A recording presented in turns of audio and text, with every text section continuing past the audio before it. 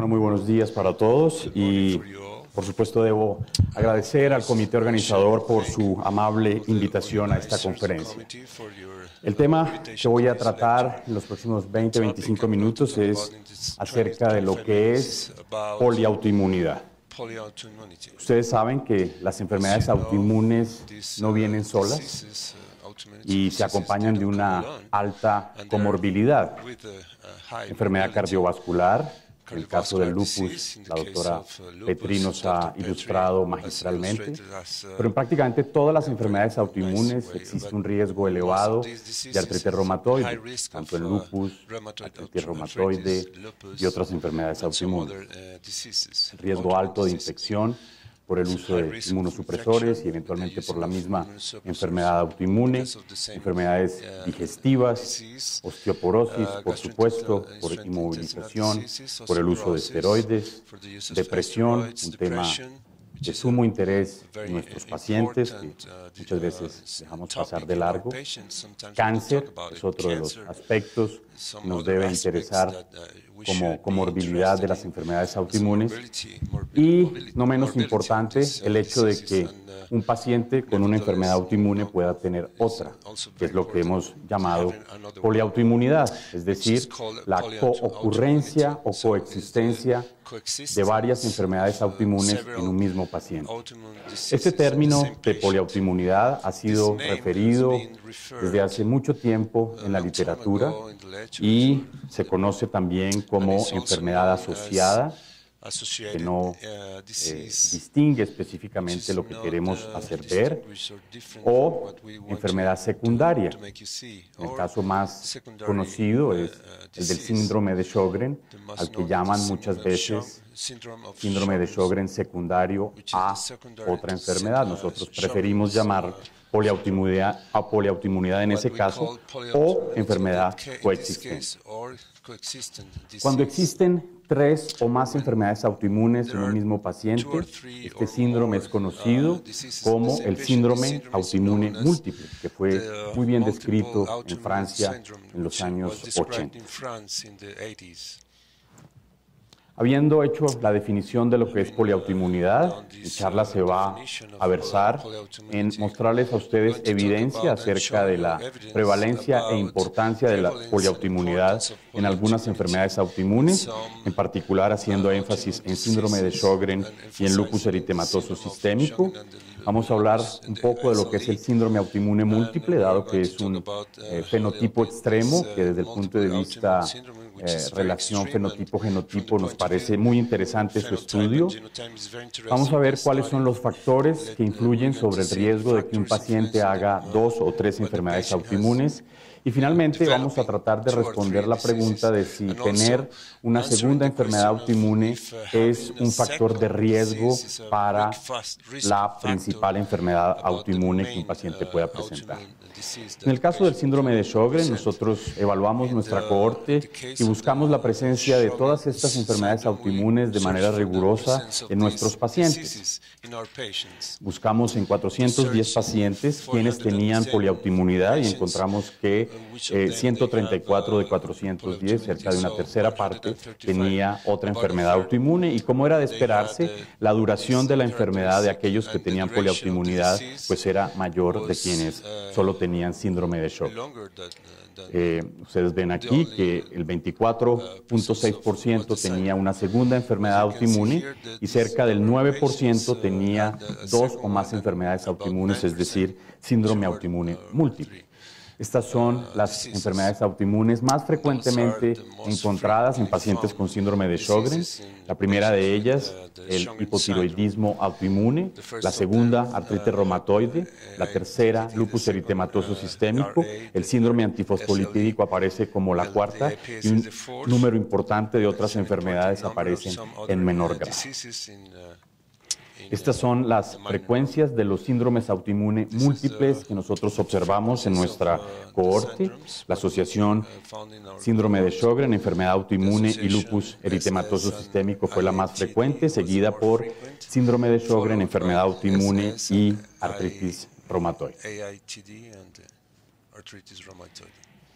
Hicimos un análisis de las otras cohortes del CREA para evaluar la prevalencia y cuáles enfermedades autoinmunes se asociaban en los pacientes con lupus eritematoso, con artritis reumatoide, con esclerosis múltiple y con esclerodermia. Y ustedes pueden ver que la prevalencia de poliautoinmunidad varía del 13.6% en esclerosis múltiple a cerca del 41% en lupus eritematoso sistémico, lo que quiere decir que la poliautoinmunidad es un fenómeno frecuente. Ustedes ven en la parte inferior de la diapositiva las enfermedades más frecuentemente observadas: enfermedad autoinmune tiroidea, síndrome de Sjögren, vitiligo, síndrome antifosfolipídico, cirrosis biliar primaria, y en la parte inferior el número y la frecuencia de pacientes que tenían enfermedad autoinmune múltiple.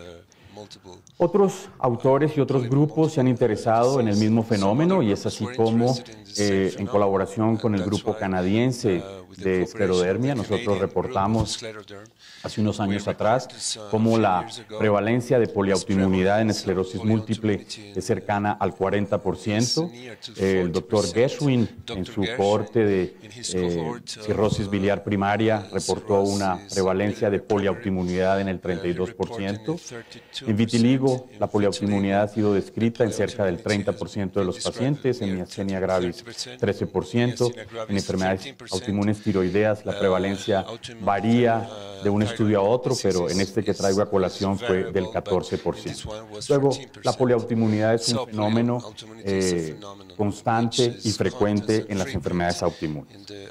Veamos lo que es el síndrome autoinmune múltiple. Como les mencioné, este síndrome fue elegantemente descrito por Humbert y Dupont en el año 1988 en la revista de Medicina Interna francesa, en donde ellos describen una serie de pacientes que tienen 3 o más enfermedades autoinmunes y los categorizan o tratan de categorizarlos en función de cómo se agruparían esas enfermedades autoinmunes, que pareciera esa agrupación no es al azar.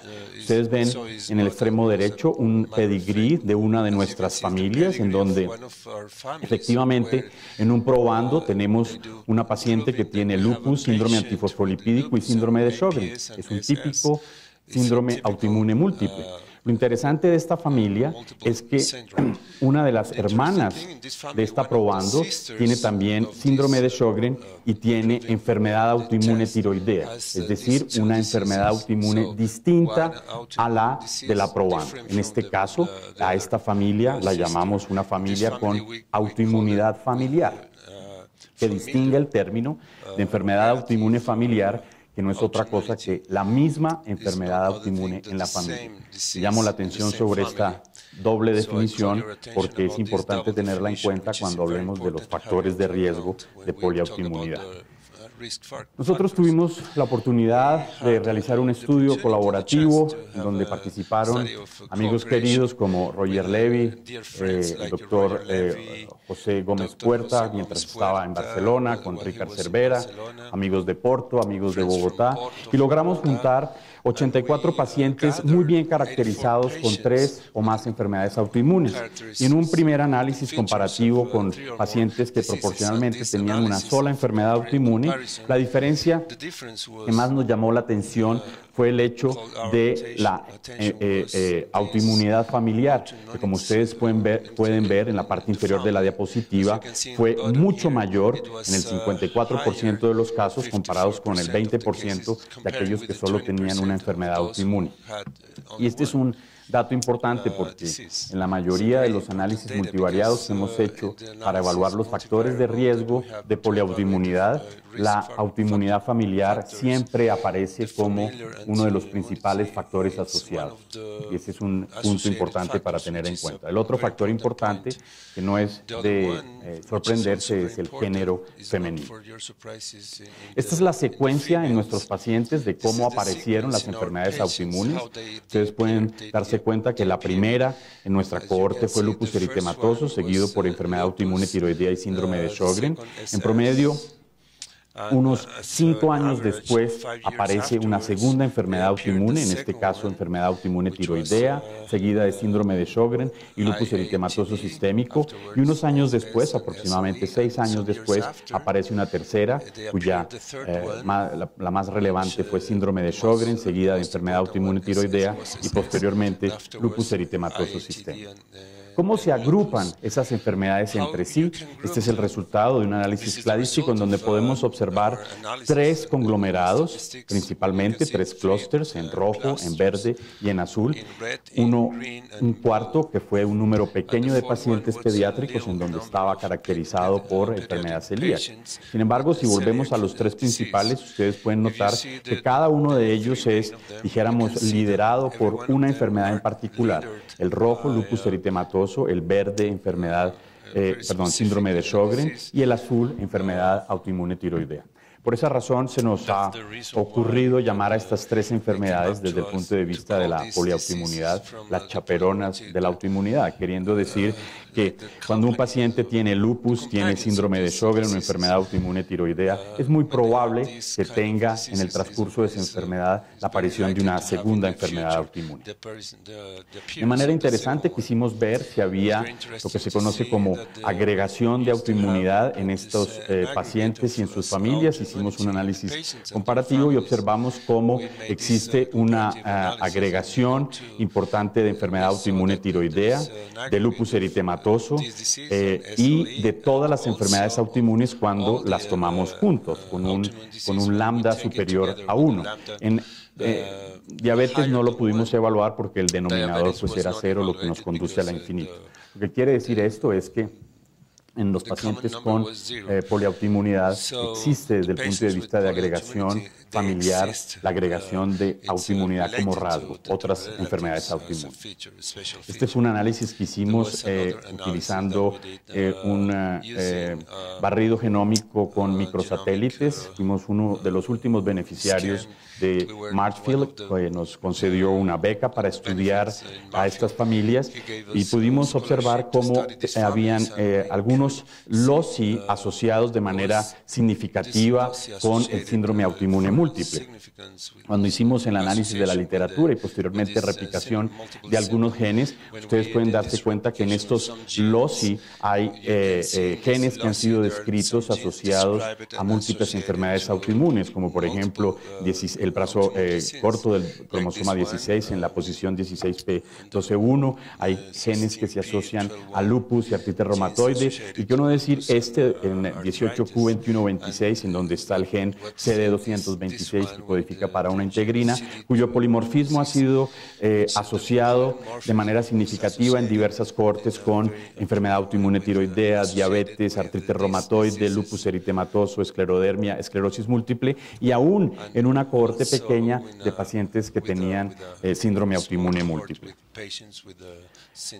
Los factores que influyen sobre el riesgo de poliautoinmunidad en lupus eritematoso sistémico en nuestra cohorte, ustedes los ven aquí, el resultado del análisis multivariado, como mencioné, el hecho de ser mujer, el compromiso articular en pacientes con lupus, la misma enfermedad autoinmune familiar y, curiosamente, nos llamó, la presencia de anticuerpos anti-Ro, y curiosamente nos llamó la atención en este estudio, que fue una vez más un estudio colaborativo en el que contamos con la ayuda de nuevo del grupo de Ricard Cervera en España, nos llamó la atención de que el fenómeno de poliautoinmunidad variaba en función del grupo de pacientes. Es decir, en nuestros pacientes colombianos observábamos mucha más poliautoinmunidad de lo que se observó en los pacientes de España. Para este estudio también contamos con la colaboración de Carlos Toro, en esa época fellow del grupo de la Universidad Nacional, que fue becado por el CREA a España al liderar con Ricard este trabajo. Por esa razón, nos pareció interesante ir un poco más allá y evaluar la ancestría en nuestros pacientes con poliautoinmunidad. Una vez más, utilizamos la los resultados que habíamos tenido del trabajo de Marfil, utilizando cerca de 60 microsatélites marcadores de ancestría, Ancestry Informative Markers, como se conocen en la literatura, en realidad fueron 32, y pudimos evaluar 240 pacientes que tenían una sola enfermedad autoinmune, 51 pacientes que tenían poliautoinmunidad, y para este caso poliautoinmunidad la definimos únicamente como 2 enfermedades autoinmunes, y pudimos evaluar 36 pacientes bien caracterizados con 3 o más enfermedades autoinmunes, comparándolos a 181 pacientes pareados. Esta es la estructura de nuestra población. Como ustedes pueden darse cuenta, encontramos 3 principales grupos de ancestría, donde el principal grupo corresponde al grupo caucásico. En promedio, nuestra población tiene el 50% de ancestría caucásica o un poquito más, y el resto está repartido entre ancestría amerindia, indígena, y ancestría africana. Posteriormente, hicimos un análisis para ver cuál era la influencia de la ancestría sobre el riesgo de desarrollar poliautoinmunidad, con la participación de Nicolás Molano, que es nuestro estadístico en el CREA, y observamos cómo a mayor ancestría amerindia, mayor poliautoinmunidad. Y por el contrario, a mayor ancestría europea, menor poliautoinmunidad. Lo que quiere decir que adicionalmente al hecho de que exista autoinmunidad familiar, género femenino, la ancestría amerindia en nuestra población es un factor de riesgo adicional para poliautoinmunidad.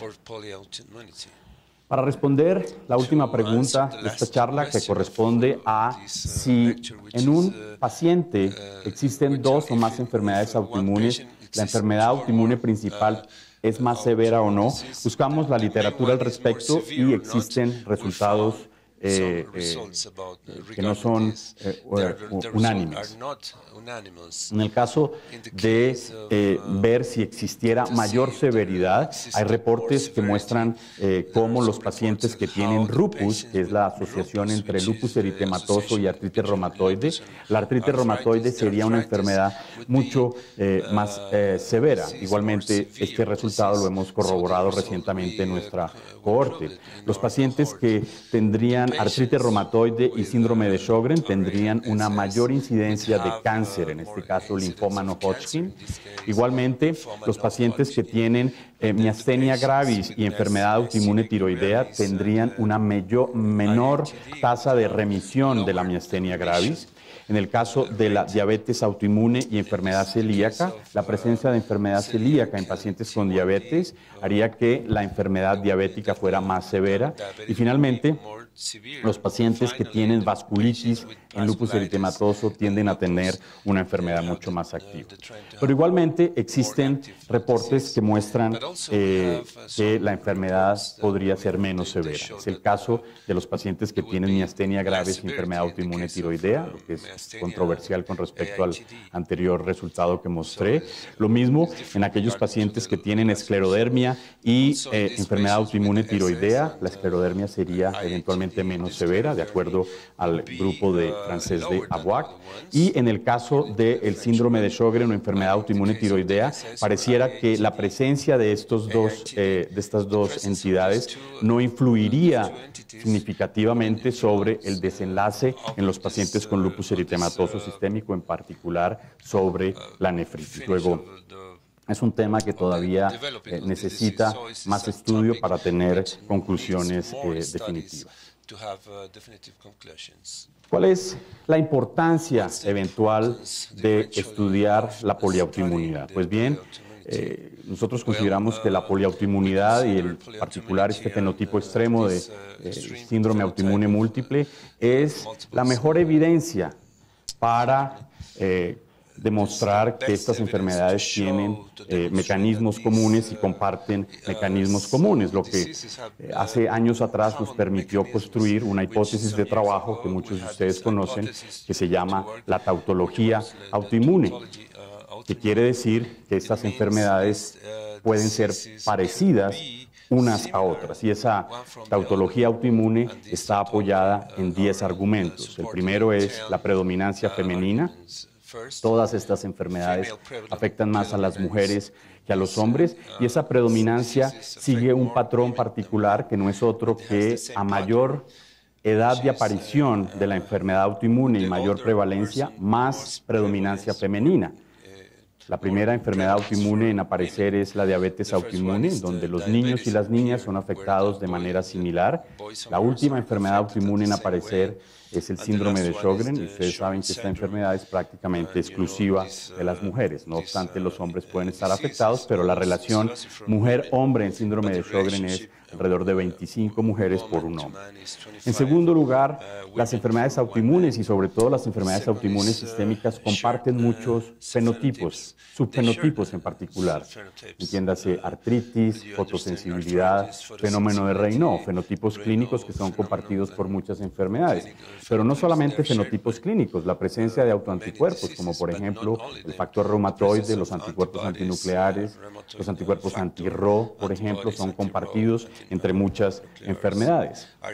La misma poliautoinmunidad de la cual acabamos de hablar, la agregación familiar, es muy frecuente encontrar diversas enfermedades autoinmunes en una misma familia. La influencia de la edad de inicio sobre el desenlace. Esto ocurre en la mayoría de las enfermedades autoinmunes, no en todas, pero sí en la mayoría. Entre más temprano comienza la enfermedad autoinmune, mayor es la severidad. Esto nos hizo pensar en algún momento en la anticipación desde el punto de vista de genética mendeliana. Sin embargo, en la mayoría de las enfermedades autoinmunes, que son rasgos complejos en donde se ha estudiado anticipación, esta no ha sido observada. No me voy a detener en esto, pero la mayoría de las enfermedades autoinmunes, en particular órganoespecíficas y aún sistémicas, comparten mecanismos fisiopatológicos muy similares. Los mecanismos medioambientales que ejercen alguna influencia sobre las enfermedades autoinmunes, lo que hemos llamado la ecología autoinmune, también es uno de los argumentos que sustentan la tautología autoinmune, y la doctora Adriana Rojas va a hablar posteriormente sobre este tema. Finalmente, la ancestría y los factores genéticos de estas enfermedades son comunes. Ayer el doctor Chris Lezard nos ilustró cómo existen múltiples polimorfismos que son compartidos entre las enfermedades autoinmunes. Y finalmente, algo que todos los clínicos conocemos, los tratamientos que utilizamos para estas enfermedades son similares. Entonces, para concluir, a pesar de que estas enfermedades sean, desde el punto de vista clínico, heterogéneas, y los médicos las llamemos de diferentes formas, en el fondo, estas enfermedades comparten mecanismos fisiopatológicos comunes. Y la identificación de estos mecanismos fisiopatológicos comunes no solamente es un interés académico y científico, sino puede tener trascendencia práctica desde el punto de vista de medicina personalizada, pero también desde el punto de vista terapéutico. Muchísimas gracias por su atención.